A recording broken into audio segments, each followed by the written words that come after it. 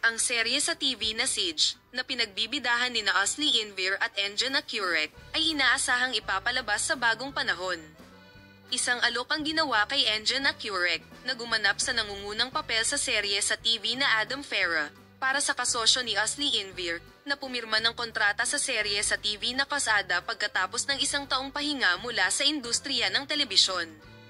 Kung si Asli Enver, na huling nag-star sa Quest series ng Disney Plus platform, ay makikipagsosyo kay Engin Akurek sa Siege series, ang partnership na binalak sa TV series na Adam Farah ay magkakatotoo. Tingnan kung sino ang magiging partner ni Asli Enver sa TV series na Kasada. Bagaman hindi pa kami nakakatanggap ng malinaw na impormasyon tungkol sa kung sino ang magiging kapareha ni Asli Enver, na magbibida sa serye sa TV na Kasada, nalaman na isang alok ang ginawa kay Engin Akurek. May mga kumakalat na chismis na tinanggap ni Engin Akurek ang alok na ito. Si Engin Akurek at Asli Enver ay lalabas sa harap ng mga kamera sa bagong serye. Kailan ipapalabas ang seryeng Siege?